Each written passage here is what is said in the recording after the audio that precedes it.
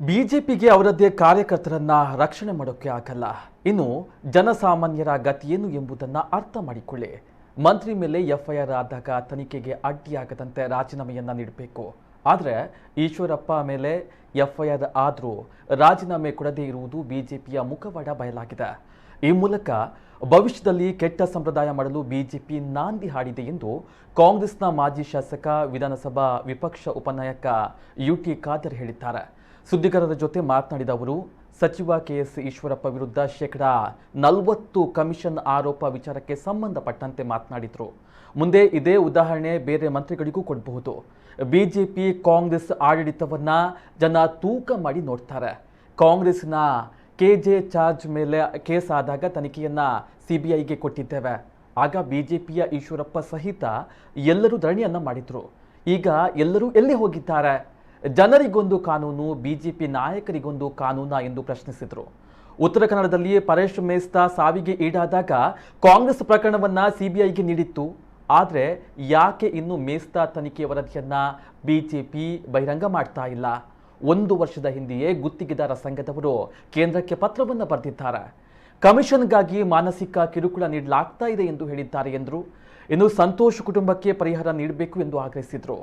ಕೇವಲ ಈಶ್ವರಪ್ಪ ಮಾತ್ರವಲ್ಲ, ಇಡೀ ಬಿಜೆಪಿ ಸರ್ಕಾರದಲ್ಲಿ ಹಲವು ಮಂದಿ ಕಮಿಷನ್ ಗಿರಾಕಿಗಳು ಇದ್ದಾರೆ ಎಂದು ಮಾಜಿ ಸಚಿವ ಅಭಯ್ ಚಂದ್ರ ಜೈನ್ ಅವರು ಕೂಡ ನುಡಿದರು.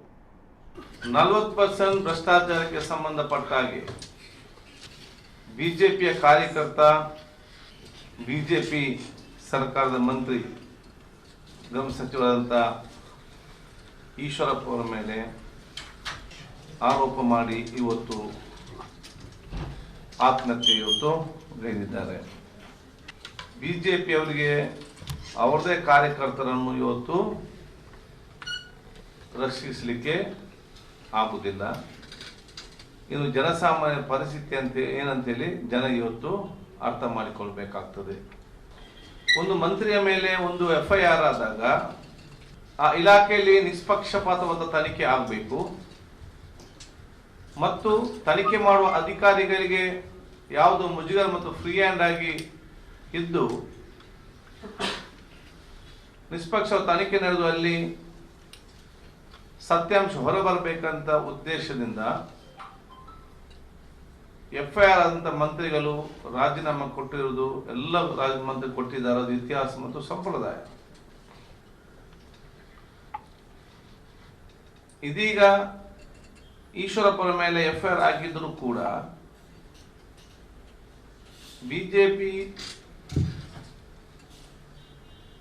ಸರ್ಕಾರ ಅಥವಾ ಬಿಜೆಪಿ ಪಕ್ಷ ಅಥವಾ ಪ್ರಧಾನಮಂತ್ರಿಗಳು ಅಥವಾ ಮುಖ್ಯಮಂತ್ರಿಗಳು ಅಥವಾ ಸ್ವಯಂ ಪ್ರೇರಿತವಾಗಿ ಸಂಬಂಧಪಟ್ಟ ಮಂತ್ರಿಗಳು ರಾಜೀನಾಮೆ ಕೊಡದಿರುವುದು ಇಡೀ ದೇಶದಲ್ಲಿ ಬಿಜೆಪಿಯ ಮುಖವಾಡವನ್ನು ಬಯಲುಗೊಳಿಸಿ ಅಂತ ಹೇಳಲಿಕ್ಕೆ ಬಯಸ್ತೇನೆ. ಇವತ್ತು ಒಬ್ಬ ಕರ್ನಾಟಕ ರಾಜ್ಯದ ವಿರೋಧ ಪಕ್ಷದ ನಾಯಕ ಆಗಿದ್ದರು. ಅವರು ಇವತ್ತು RDPI ಮಂತ್ರಿ ಆಗಿದ್ದಾರೆ. ಅವರು ಒಬ್ಬರಲ್ಲ, ಇಡೀ ಕ್ಯಾಬಿನೆಟ್ಟೇ ಭ್ರಷ್ಟಾಚಾರಿಗಳು 40% ಅಂತ ಕೆಂಪಣ್ಣ ಹೇಳ್ತಾ ಇದ್ದಾನೆ. ಇವರು ಗುತ್ತಿಗೆದಾರರ ಸಂಘದ ಅಧ್ಯಕ್ಷ ಡೆಲ್ಲಿಗೆ ಹೋಗಿ ಹೇಳಿದ್ದಾನೆ.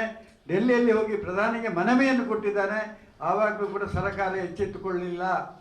ಇವತ್ತು ನಿನ್ನೆ ಒಬ್ಬ ಬೆಳಗಾವಿನ ಆ ಪಾಟೀಲ್ ಪಾಪ ಡೆತ್ ನೋಟ್ ಬರೆದು ಸತ್ತು ಹೋಗಿದ್ದಾನೆ.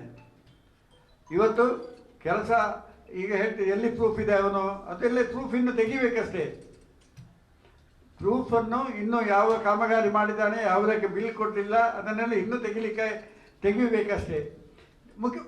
ಮುಖ್ಯಮಂತ್ರಿಗಳು ಹೇಳಿ ಅವನು ಯಾವುದೇ ಕಾಮಗಾರಿ RDPR ಮಾಡಲಿಲ್ಲ ಅಂತ ಹೇಳಿ ಮುಖ್ಯಮಂತ್ರಿ ಹೇಳಿದಾರಾ?